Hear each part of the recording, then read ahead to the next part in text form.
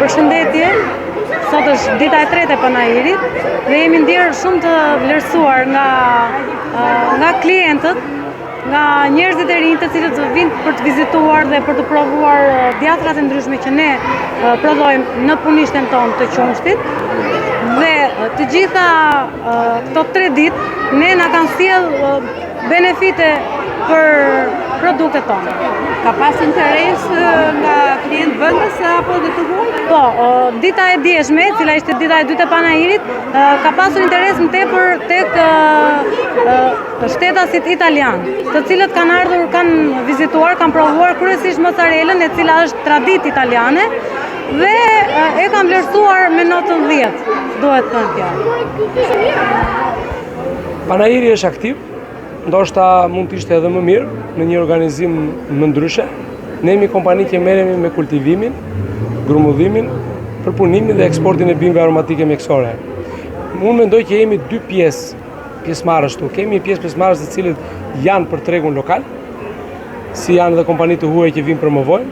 Jemi dhe një pjesë të kompanive të cilave nuk na intereson tregu lokal, se jemi 100% për eksport, por kemi diçka të cilët duhet jemi të pranishëm për motivimin e fermerëve, për të treguar fermerët që në Shqipëri ka dhe punë të ndryshme veç bimësisë që janë mësuar tradicionalet që ne kemi në zonë, por dhe kulturat të tjera të cilat fitimet e tyre mund të jenë më të ardhura, më të mira, dhe të ardhura më të mira dhe më të qëndrueshme në vitet, pa lëvizur çmimet e tyre. Çfarë do doni ndryshonte në panajir dhe sa herë keni marrë? Është viti 5 që ne marrim pjesë dhe unë do marr pjesë sa herë që të jetë ky panajir. Si ju përmenda më parë, është një panajir që nuk na intereson për pjesën e shitjeve, por për pjesën e organizimeve. Ajo çfarë mungon në këtë panajir janë forumet, janë sallat të cilat ne si eksportues duhet të informojmë fermerët, janë organizime të cilët duhet vinë nga gjithë Shqipëria, se për pjesa më e madhe e kompanive të cilat eksportojnë nuk kanë vetëm produktet lokale, por furnizohen nga gjithë Shqipëria.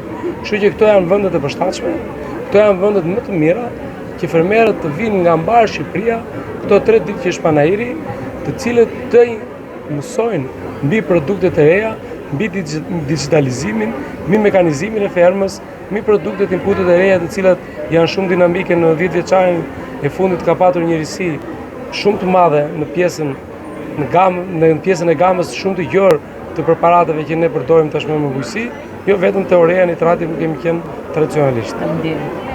A keni arritur të lidhni kontrata me fermerët? Si duket interesi kryesisht i fermerëve se për fermerët jemi?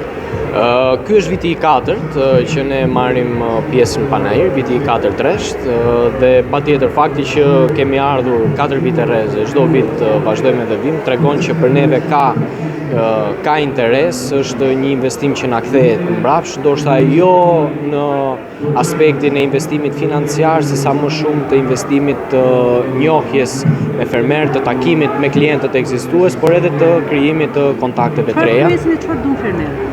Fermerët duan të dinë rreth çdo gjëje, pasi themi të drejtën informimin në këtë sektor, pavarësisht se ndoshta ka disa përpjekje të ndryshme që bëjnë, informimi është i ulët. Informimi i fermerëve është i ulët dhe ky panajir edhe për këtë shërben, sepse është një grumbullim i disa mënyrave të ndryshme për të marrë informacion për disa gjëra të ndryshme, si në rastin të përplerues, si në rastin e farave, në rastin e pesticideve, në rastin e agregateve, çdo gjë. Kështu që mendoj që për fermerët është një panajir ekstremisht i volitshëm që ja u jep të informacion që për ndryshe pastaj do duhet lodheshin për ta marrë në vende të ndryshme.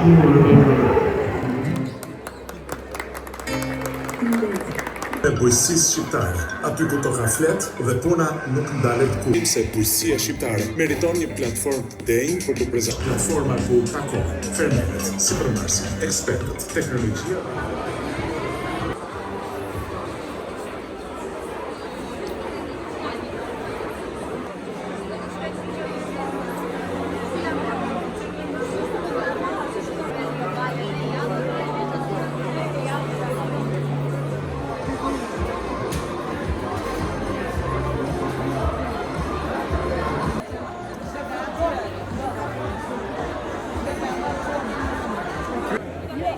Você cristão